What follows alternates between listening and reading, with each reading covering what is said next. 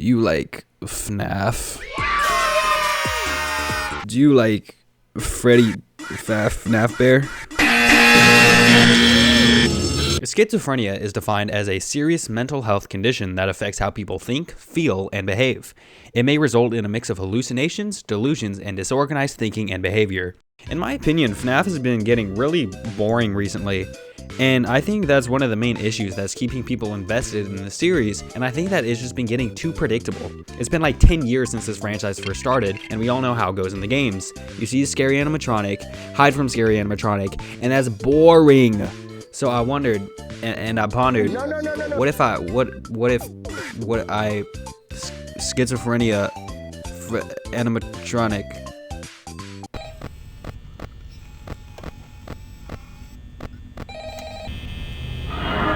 What? I don't see anyone. So I should be fine. Essentially, the way this works is pretty simple. All of the core mechanics of the game function exactly as normal. Sitting in your office, using the lights and doors to defend yourself from the animatronics hunting you down. The only difference is that you can't see any of the animatronics. At all. She is such a bad bitch though! They're not visible on any camera. Anytime they peer into your office, none of it. The only time they are visible is, well, when it's too late. Foxy could run in.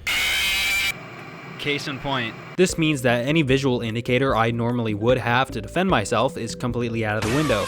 I still have other means to defend myself, but it makes it a lot more difficult to do so. Because, for example, anytime Bonnie and Chica are at the office, whenever you turn on the light, you see them peering into the office accompanied by an alerting sound. So while I'm unable to see them at the door, I still get the audible indication that they're present. The only issue with that is that normally you're able to see Bonnie's silhouette or Chica staring through the window to show if they're still there, but I don't have that same luxury because once I close that door, I don't know for sure if they're still there or not. This makes power management a lot more difficult because, on one hand, if I play it safe and keep the door shut for too long, I unnecessarily drain power that I could have otherwise saved. But on the other hand, if I play it risky and I open the door too early, I might be unknowingly letting in one of the animatronics and cause my own death. This isn't too much of an issue in the first couple of nights where the animatronics aren't very aggressive and where the power drains a lot more slowly, but once I start getting to much more difficult nights, every percent of my power matters.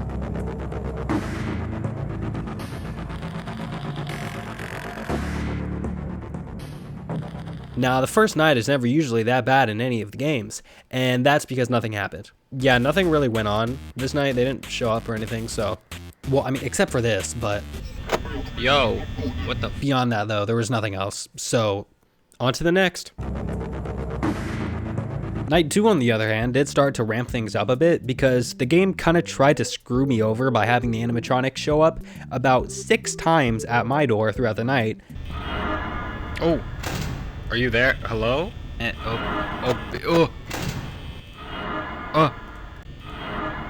Really? But that wasn't an entirely bad thing because that actually helped me develop my strategy.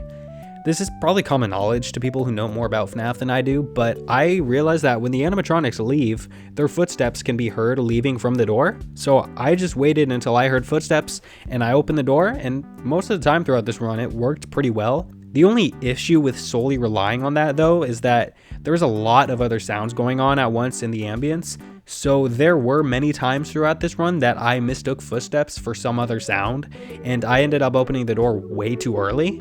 But nonetheless, I successfully completed the night, and I was ready to move on to the next.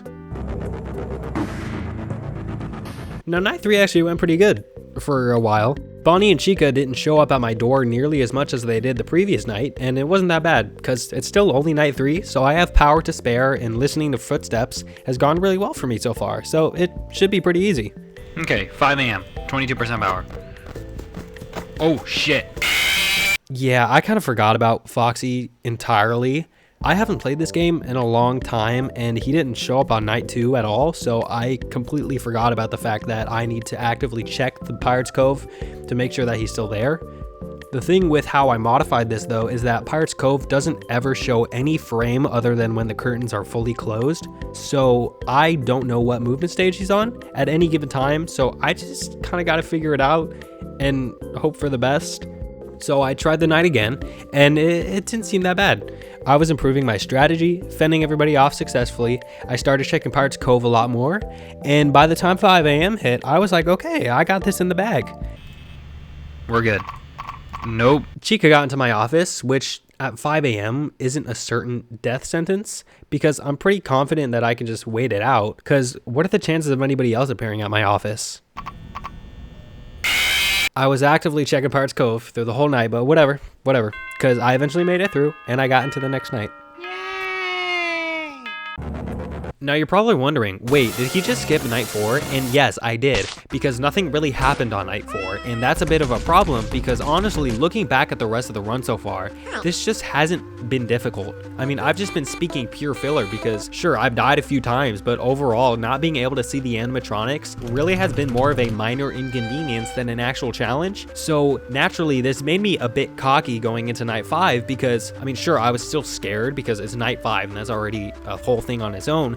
But I didn't think there'd be too much of an extra challenge added to it. So as soon as I got into night 5, I soon very much learned that being able to see the animatronics is a luxury, and without it, it's much more than just a minor inconvenience. I think she left.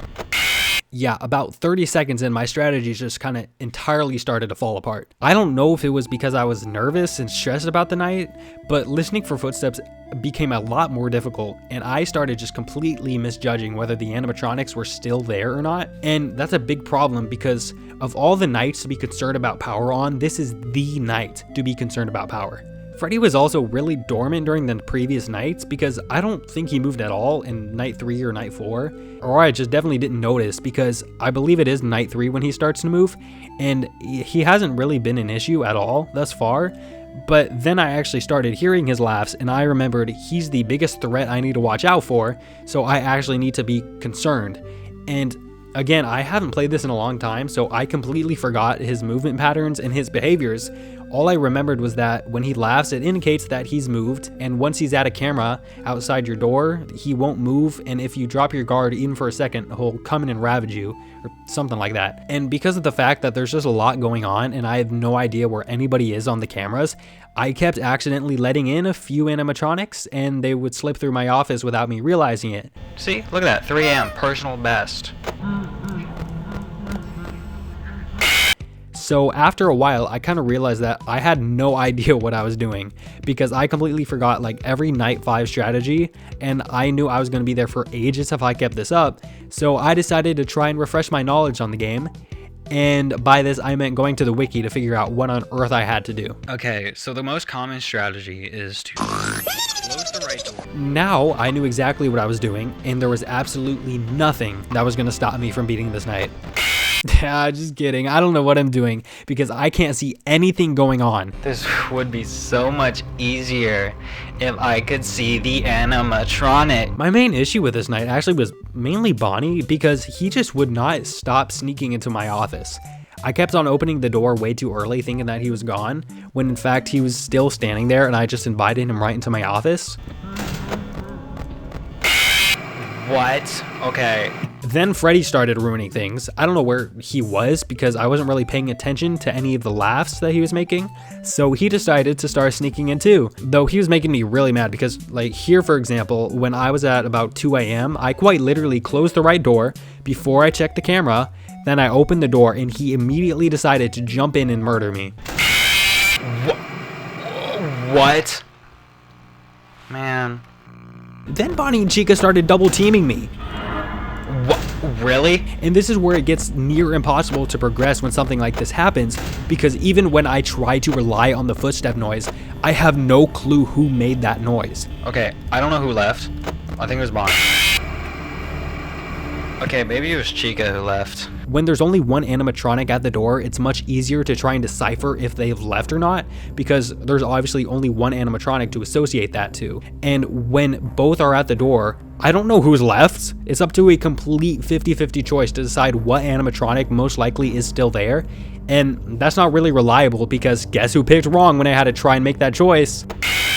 And this kept happening, so I didn't know what to do, which means I was completely wasting power, because chances are one of the animatronics did already leave, and I'm just completely draining my power with the door because I don't know when to open it. And you know what happened when my power started completely draining like this? Yeah, that happens, but maybe not all hope was lost. I was at 5 a.m., and all I could hope for was that Freddy took his sweet time getting into my office. Funny note, you also can't see him in the window in this game. Because if I died one more time, I would actually completely lose it. And before you know it, I won. Oh my god. And thus, it is indeed possible to beat FNAF with schizophrenia. Thank you. Wow. Yeah, I'm not doing a 6 night. Fuck this game, man.